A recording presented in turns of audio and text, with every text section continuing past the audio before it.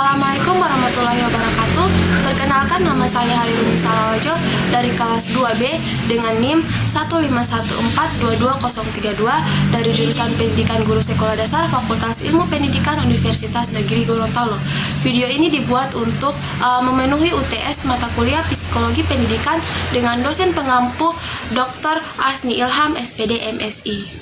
Baik, kita masuk ke soal yang pertama. Sebagai seorang mahasiswa jurusan Pendidikan Guru Sekolah Dasar, Anda perlu mempelajari mata kuliah Psikologi Pendidikan. Menurut pendapat Anda, apa manfaat mempelajari mata kuliah tersebut? Baik, bagi mahasiswa jurusan Pendidikan Guru Sekolah Dasar, mempelajari mata kuliah Psikologi Pendidikan memiliki manfaat yang sangat relevan dan bermanfaat. Ada beberapa manfaat khususnya bagi mahasiswa jurusan Pendidikan Guru Sekolah Dasar. Yang pertama yakni memahami perkembangan anak. Psikologi pendidikan membahas tentang perkembangan anak secara komprehensif, termasuk perkembangan kognitif, sosial, emosional, dan motorik. Dengan pemahaman ini, Anda akan mengidentifikasi tahap-tahap perkembangan anak usia dini secara lebih baik. Hal ini penting untuk merancang strategi pengajaran yang sesuai dengan tahap perkembangan mereka agar pembelajaran menjadi lebih efektif dan bermanfaat. Kemudian yang kedua yakni pemahaman tentang proses belajar dan mengajar. Psikologi pendidikan memberikan pemahaman yang mendalam tentang bagaimana orang belajar dan bagaimana mengajar dapat efektif. Anda akan belajar tentang teori-teori pembelajaran, faktor-faktor yang mempengaruhi motivasi, kognisi, dan perkembangan manusia. Hal ini akan membantu Anda merancang strategi pengajaran yang lebih efektif, memahami metode pembelajaran yang beragam, dan memilih pendekatan yang sesuai dengan kebutuhan individu. Kemudian kita masuk ke soal yang kedua. Ada beberapa teori belajar yang dikemukakan oleh para ahli. Pilih salah satu dari teori belajar tersebut dan beri alasan Anda memilih teori tersebut dihubungkan dengan proses pembelajaran di sekolah. Baik, salah satu teori belajar yang relevan dengan proses pembelajaran di sekolah adalah teori konstruktivisme. Saya memilih teori ini karena adanya tekanan pada peran aktif siswa dalam konstruksi pengetahuan dan pemahaman mereka sendiri. Dalam konteks pembelajaran di sekolah, teori konstruktivisme berfokus pada pembentukan pengetahuan yang bermakna oleh siswa melalui interaksi dengan lingkungan dan pengalaman belajar mereka.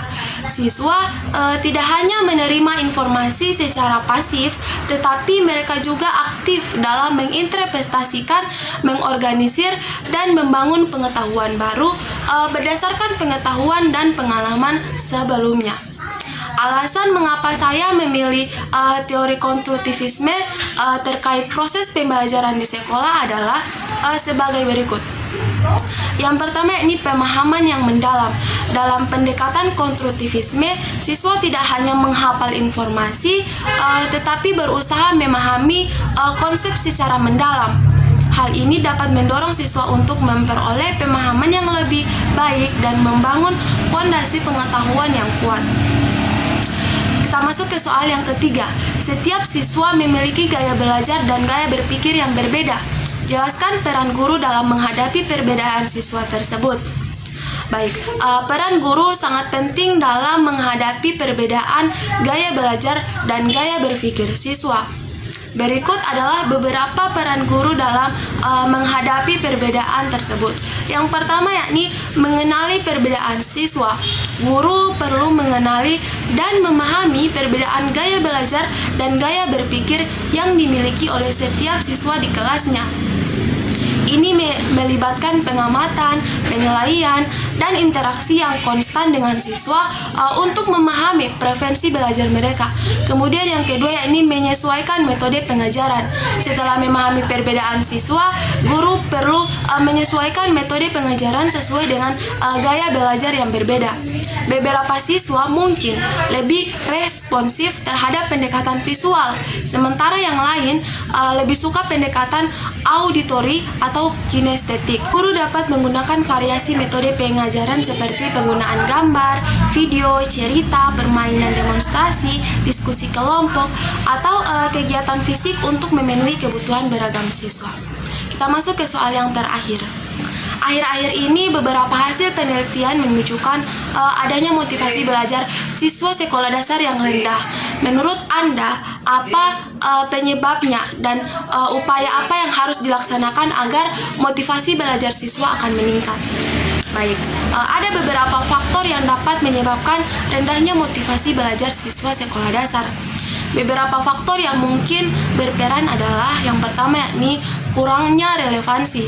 Jika siswa tidak melihat keterkaitan antara materi pelajaran dengan kehidupan sehari-hari atau tidak merasa bahwa apa yang mereka pelajari penting bagi masa depan mereka, motivasi belajar mereka dapat menurun.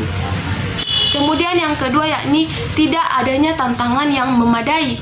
Jika tugas-tugas yang diberikan kepada siswa terlalu mudah atau terlalu sulit bagi mereka mungkin kehilangan minat atau motivasi untuk belajar. Siswa perlu merasa ada tantangan yang sesuai dengan tingkat kemampuan mereka agar tetap termotivasi. Untuk meningkatkan motivasi belajar siswa sekolah dasar, ada beberapa upaya yang dapat dilakukan. Yang pertama yakni menciptakan keterkaitan dengan dunia nyata. Guru dapat menghubungkan materi pembelajaran dengan pengalaman nyata siswa, menunjukkan relevansi dan manfaatnya dalam kehidupan sehari-hari. Ini akan membantu siswa melihat nilai dari apa yang mereka pelajari. Kemudian yang kedua yakni memberikan tugas yang menantang. Guru perlu memberikan tugas yang sesuai dengan tingkat kemampuan siswa, sehingga mereka tidak merasa tertantang, namun mampu menyelesaikannya. Tugas-tugas yang menarik dan bervariasi juga dapat mampu mempertahankan motivasi belajar siswa.